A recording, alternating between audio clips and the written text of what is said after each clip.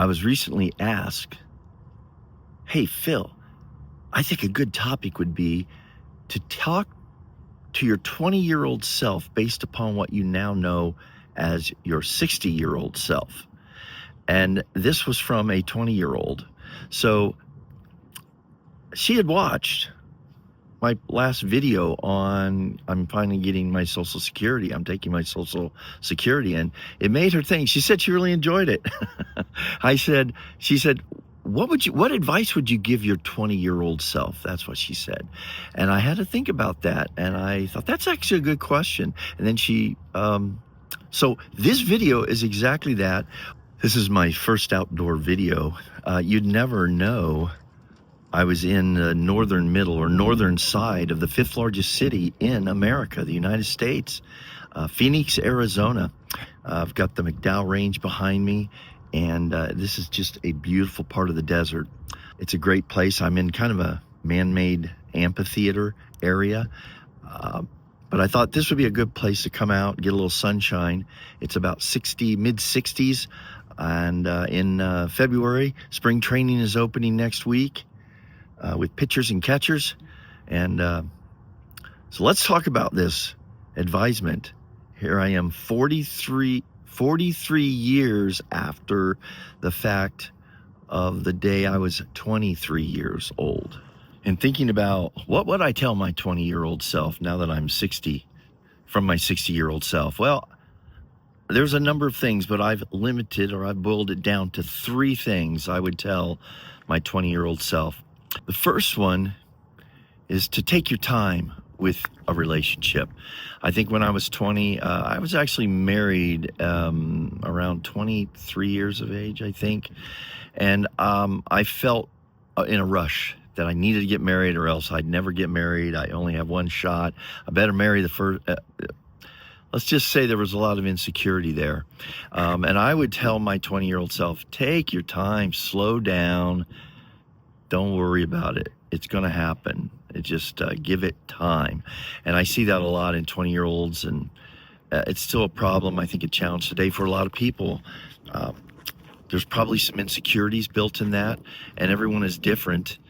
I'd almost like to hear from people that, were secure in themselves. Maybe the ones that waited forever before they got married. They made they put their choice off. They didn't rush right into getting married. Although there was nothing wrong with that. So, but that would be my top first recommendation, not my top one. I've got 3. The top one is my third one.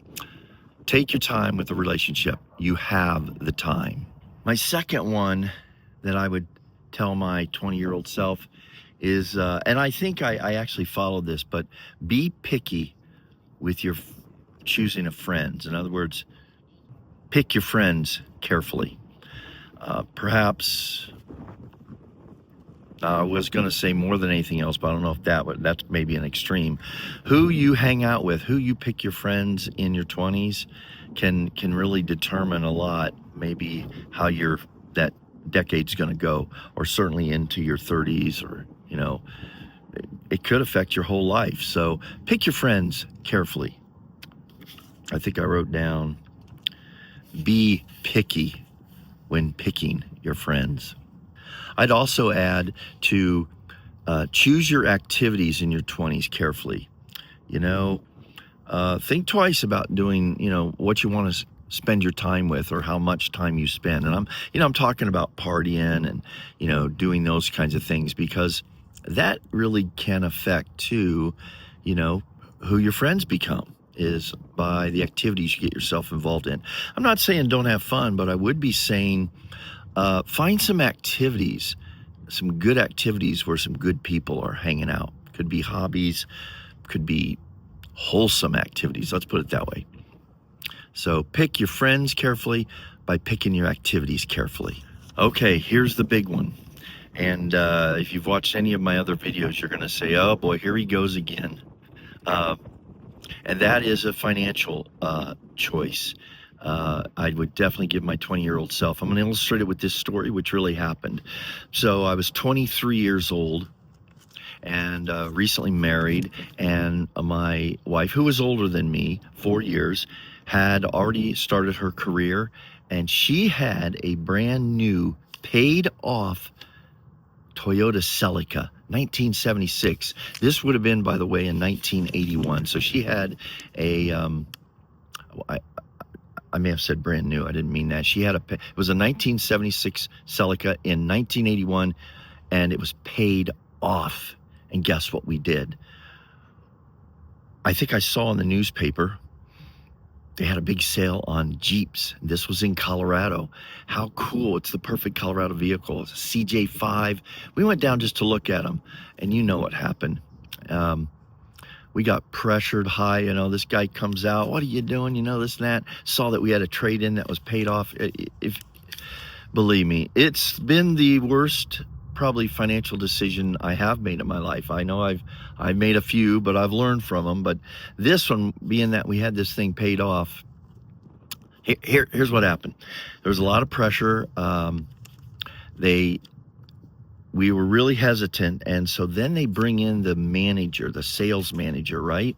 And he comes in and throws his arms up and he says, "Listen, we've been talking all afternoon. What's it going to take right now to make this deal? What do you want?"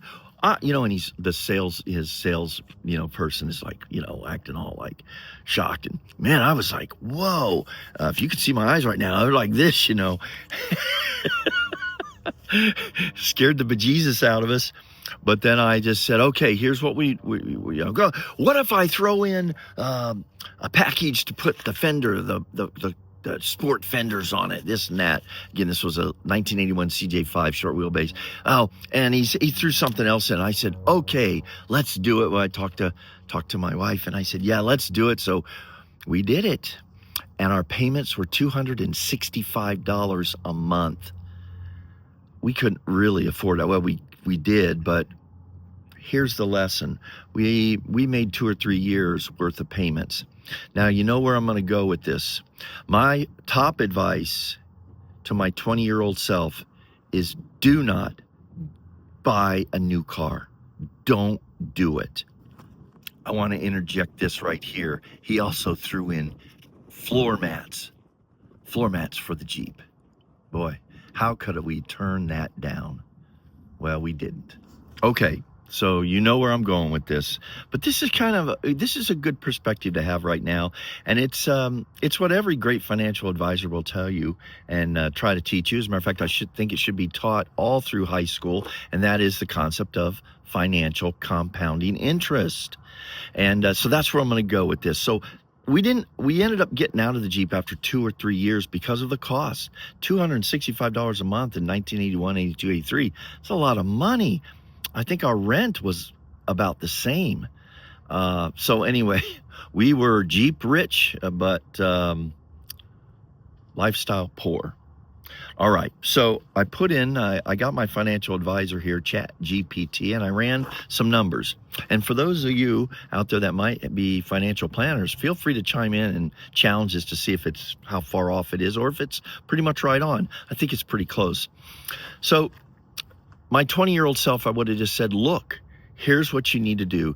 Take that $265 and put it away for the next 3 years, which is about what we put that money into that Jeep. That's what the Jeep cost us before we traded it in on another new vehicle, but it was a much more affordable vehicle, a Mazda GLC. But what if we just took those payments for about 3 years or so and just invested? No, not in Amazon this time. Hold that thought. So I've got to read this here. So it would be about 90. I said to ChatGPT, what would $9,600 invested in the S&P 500 stock index in January 1984 be worth in January 2025? And ChatGPT says, investing $9,600 in the S&P 500 in January 1984. And this is what I assumed if we would have just saved up for about 3 years and then put that money all at one time into the S&P 500 in 1984. Would have grown significantly by January 2025 thanks to the index's historical performance. The average return for the S&P 500, approximately 10% over the long term, assuming dividends are reinvested. Okay, that's the other part of this. Part of the advice would be invest what you can for about 2, 3, 4 years in your 20s. That's all. I'm not saying the rest of your life, just in your early 20s. Invest, and then don't touch it. I don't care what happens. Don't touch it. Well, here's what it says it'd be worth. Therefore, after they does the calculation, the $9,600 investment in January 1984 would be worth approximately, you ready for this? $434,486 by January 2025, assuming an average annual return of 10% with dividends reinvested. Now, it's important to note that this is an estimate based on historical averages. Actual returns may vary. They actually could have been maybe even more. But I've got to handhold this because I forgot my selfie stick. Well, let's now go to part 2. Investing in the S&P 500, which I think is still a great thing to do today, is the safest way to go. Stock index fund, and it's you could do the same thing today, and actually even easier with less fees than I could have done in the 1980s. But let's take this a step further. As I said, I'm not talking about Amazon this time. I asked ChatGPT, what were the top stocks in 1984? Well, it came up with IBM, Exxon, General Electric, AT&T, General Motor, Philip Morris, Merck & Company, Coca-Cola, Procter & Gamble, McDonald's. Those were the top. So let's do this. Let's just say, let's take one that would have been maybe a doable. Let's say Coke. Coke is as safe as you can get. Even back then, it was a solid company, right? Well, let's say we take that 9,600, and so here's the numbers. I then asked ChatGPT, what would have happened to the investment if it had been put into Coke stock in 1984? Investing $10,000 in the Coca-Cola company in 1984 would have yielded substantial returns by 2025.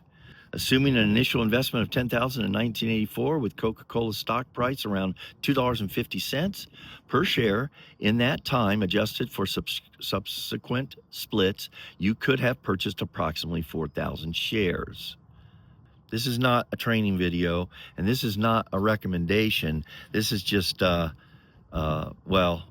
would tell myself today, because we have 20/20 hindsight. So I would tell myself knowing what we know today, but this is just for fun. This is for entertainment. Come on, because it is kind of fun. So here it is. A $10,000 investment in Coke in 1984 would have grown to approximately $12.38 million by 2025, not including the additional gains from reinvested dividends. So there you have it, guys. If you'd started, if we had put the money that we just spent over a 3-year period on a brand new Jeep CJ5 and had some fun with it, but found out it's not that great a vehicle. After a few months, a brand new vehicle is like, now the pain of the payments outweigh the new car smell. I guarantee you that. But imagine that, guys. That's a real life thing that could have happened. Coulda, shoulda, woulda, I know. But it's kind of fun. So what would I tell myself back then? What I know today, what's taken me 40 years to learn? Invest and don't touch it. So Ashlyn, thanks for the question. Thanks for the thoughts. And I'll do some more of these that you've suggested, like what would I tell my 30-year-old self? What would I tell my 40-year-old self, etc. And I started thinking about that I would have some things to tell myself in those decades based on what I've learned in this approaching possibly final decade of my life. Now, those 3 things: choose your relationships wisely, take your time, be picky about your friends and the activities you participate in your 20s, and don't buy a new car. Okay? So in thinking about this, I'm going to end this video with the thought of, well, based on, the perspective of my life, what I've learned for 40 years, what now do I tell what have I come to believe or understand about life today at 66? 1 week before getting that first Social Security deposit in my account. I'm planning the party, people. What do I tell myself today, though? And that is this, that retirement now is making the best in life of the way things have turned out. And that's not such a bad thing if you still have your health, you've still got family, you've still got friends.